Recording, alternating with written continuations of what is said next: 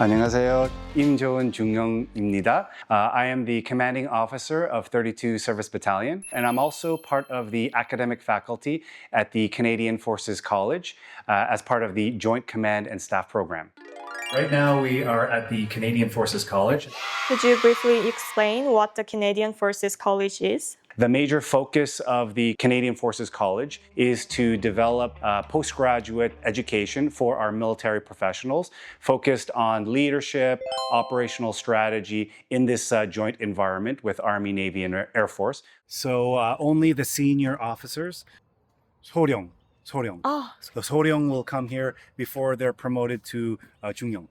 So not every officer will come here, and you have to be selected in order to come to this facility, because after completion of the course, generally you'll eventually be promoted afterwards.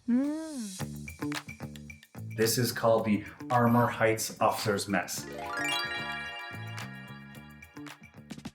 where all of the 100 students will come to have dinner at the dining hall. Yes, and these are all the unit emblems of different units all across Canada. And here you can see some of our dining room space, and it's used for lectures, discussion. Here, this is the dining room facilities. wow.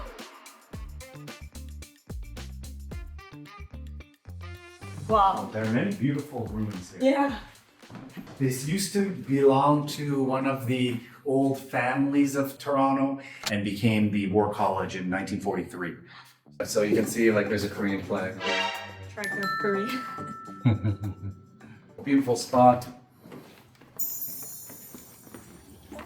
Wow. Yeah, actually, one of my friends, he had his wedding here. Wow. It's it's a beautiful place to have special activities. Oh, that's so good. So here's our fireplace. They'll cook some barbecue at the end of the day, and just come here to enjoy a little bit of fire. Have you heard of the word called 불멍? No. It means fire zoning out. So you're just watching fire and 불멍. relax. Yes, Yeah. It's a perfect place. It for is the that. perfect place. Yeah. This one is the Commandant's house. I don't think the Commandant lives here now, but historically the Commandant would live here. Here, this building, this series of buildings is the residency. So when the students come, they all live at the residence. Because there'll be students from Vancouver, Halifax, Edmonton, Yeah. all over Canada. So, sometimes they don't want to bring their families. It's like a greenhouse. Yes. So this is one of the last places I guess we can visit, and it's a greenhouse. Some fish. Oh, and one of the interesting things is the ejection seat of some sort. CF-18, so on a Hornet. Wow. CF-18. Oh. You might see these kinds of things on various military bases for fun. Like, people will take the old parts and use them as a commemoration. Decorations here in the building as well. Someone's jacket or the Yes. historical chair. Those are all the academic buildings. Facilities so that we can do our simulated training exercises. I'm wondering if there's enough space for. Yes, yeah. Mainly these exercises are thought-based. So we don't necessarily need to command the troops, Yeah. but we do all of the operational planning. It's a thinking exercise. My role here as academic faculty for the Joint Command and Staff Program, that means I'm an instructor and teacher and mentor for our students. We have approximately 114 students in the JCSP program. My role, I think, is also to inspire the new generation of senior officers in the Canadian Armed Forces. Library. Wow. This is the library. Many students will come here to study. Every class will have a paper that's published. They'll do a lot of their research in here. All of it is military history related. I can tell because the books are different from the public library. Asian perspective. 경남 University, Korea. 여기 한국이. Yeah, so all of these are just Yeah. classrooms.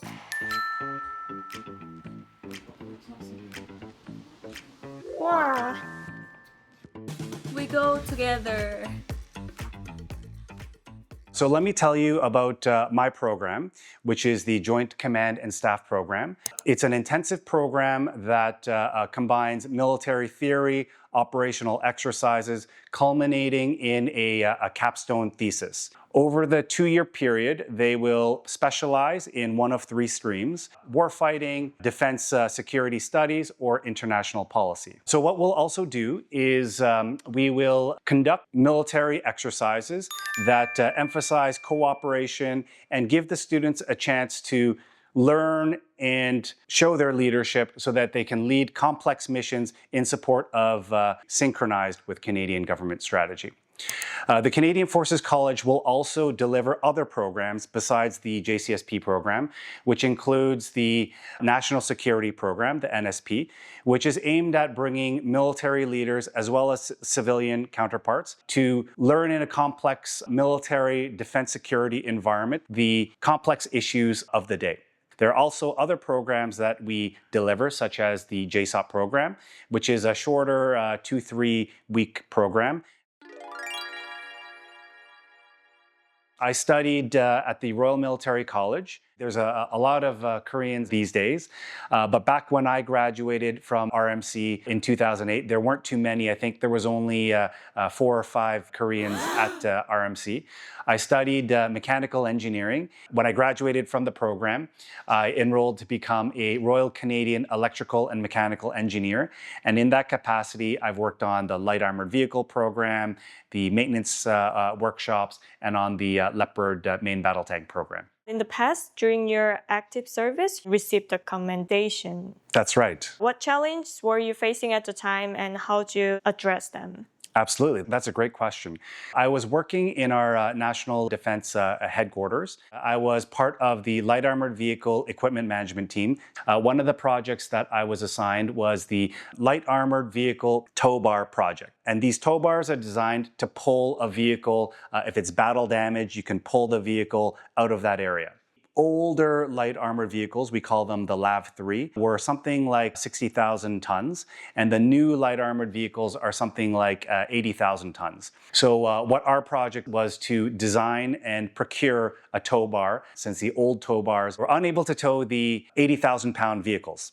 We also added advanced functionality. Normally, a tow bar would be straight, rigid arms. The tow bar could be adjusted so that you can very easily connect the tow bar onto a vehicle and extract a vehicle much quicker than the old system.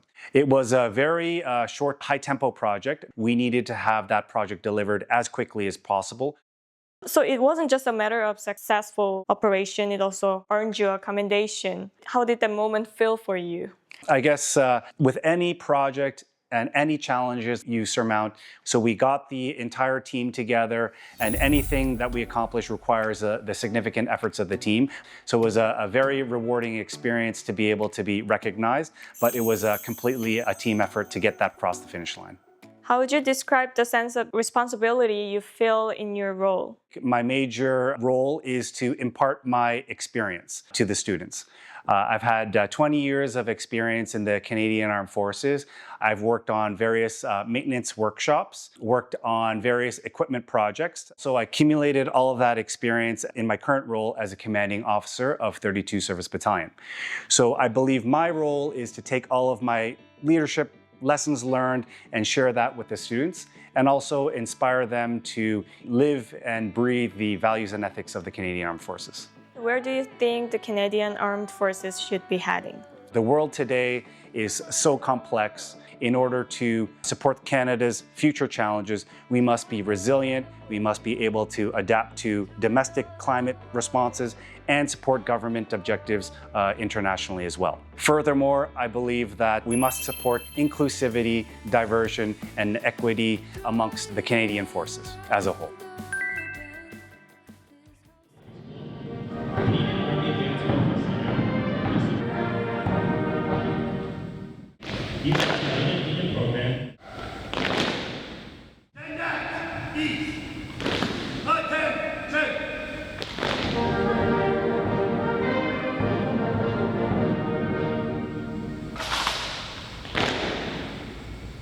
Finally, to the soldiers of 32 Service Battalion, thank you.